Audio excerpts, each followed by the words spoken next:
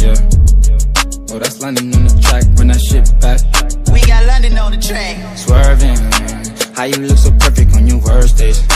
Double C it precious, you deserve it. She got an today and I'm back with another video.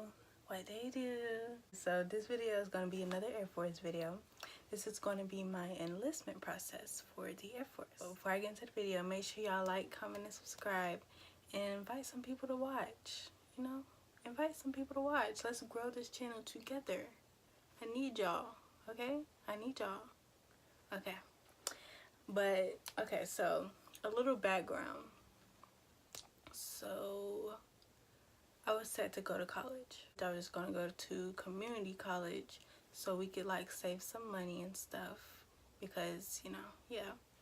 And so, around the last week of school, me and my friends, we like usually sit in my best friend's office. We used to sit in my best friend's office. Sorry, I graduated. But we used to sit in my best friend's office and, you know, just chill or whatever. So this was one of those days. And my best friend's boyfriend, he is in the Air Force now. And so he was like basically, well, he was joining back then. He was joining. He was about to leave. And so he was joining the Air Force and he was just telling me different things about it or whatever.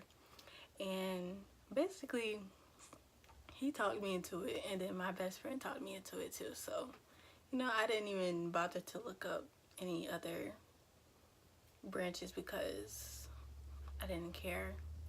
I didn't care. Like, everybody kept saying that they wish they joined the Air Force. So, you know, yeah. So my best friend, she goes to UCF, and so school ended around like May something, and so I wanted to, like, you know, be with her, like experience the different things with her.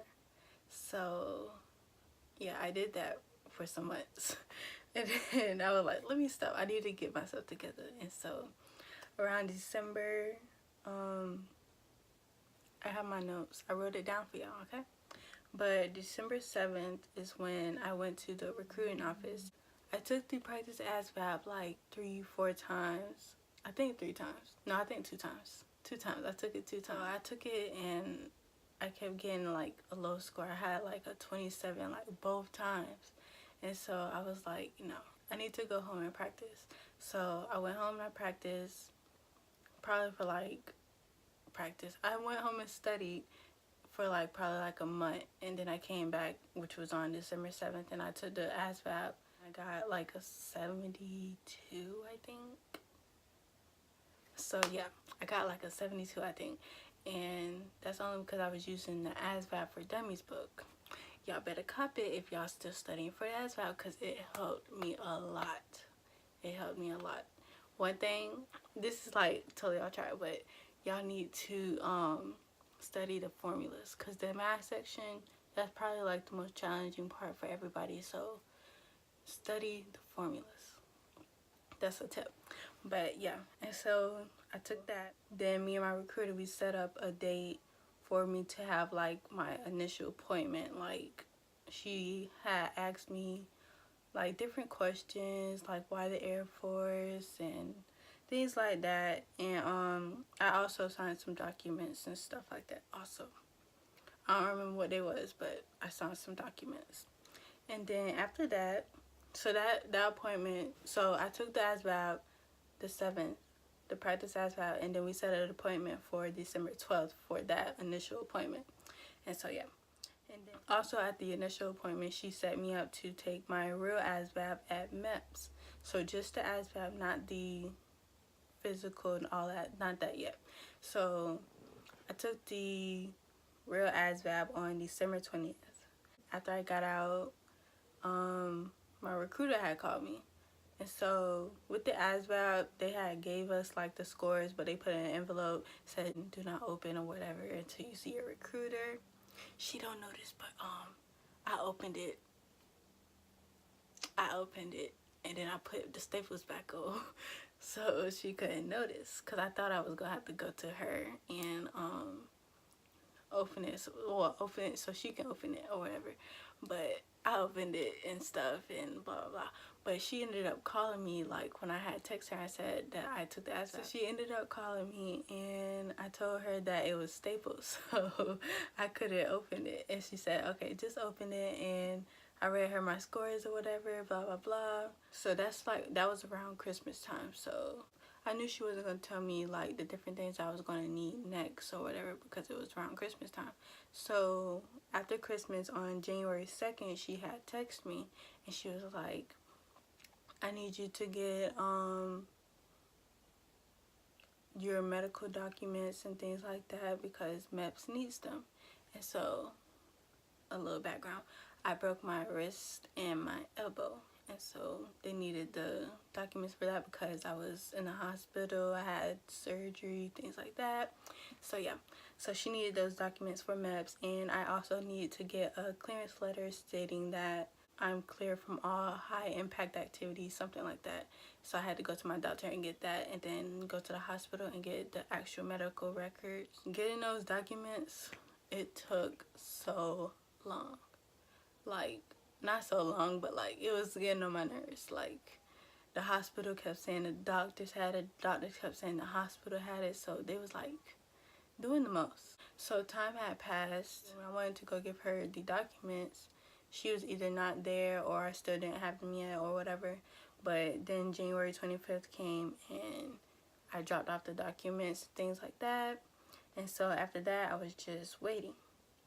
And then she called me up February something. And she was like, you have been cleared to go to MEPS. So I was like, so yeah, so I was clear to go to MEPS. I was hyped. Like, I was walking down the road and she had told me that, like, well, hold on, I had missed her call and she had left a voicemail saying it. So I was like hyped. Okay, so then yeah, so then I called her back, and then she had told me like the different things or whatever, and that I had to have like a MEPS briefing with her at her office. So yeah, she scheduled me for the MEPS briefing on the 26th of February, and so yeah, we did the briefing. Well, she told me about the hotel, things like that, what to wear, what to bring, just little stuff that I already knew because I was watching MEPS videos. So I didn't even need to go to that briefing, to be honest with you. But you know, yeah. Also, when I was on the phone with her, when she told me that I had got cleared for MEPS and stuff, we had set up like my initial MEPS date on the phone. But if y'all got me on Instagram, y'all know it kept changing. My first MEPS date was going to be March 1st, but MEPS was closed. So then she moved me to the 27th. No, she moved me to the 28th, which she said that they were filled on that day. She moved me to another date, and it was before the 28th. I know that. So I think it was like a Tuesday that she had moved me to. But then those was filled up too, so I had to move it again, and she moved me back to the 28th, which was a Thursday. So that was my final day. And so then I went to MEPS, longest day ever. It's a video up on my channel. I'll put it in the description box. I swore into depth. So right now I am in depth, and I'm waiting for a ship date and a job. So hopefully hopefully I get that real soon, because I'm tired of waiting, even though it hasn't been that long, but it's long enough, okay?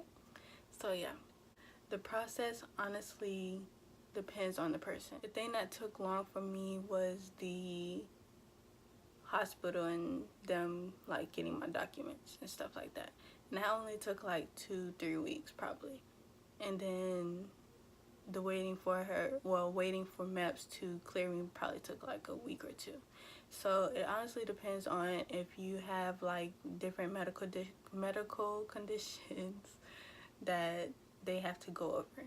But if you don't, then you can fly right through this process. But yeah, it honestly depends on the person. That's it for this video. Make sure y'all like, comment, subscribe, and I'll see y'all in the next But I would rhyme, but they ain't how my best interest. You ain't how my best interest. You lazy with your loyalty and your position, and now I gotta execute 'cause you don't listen.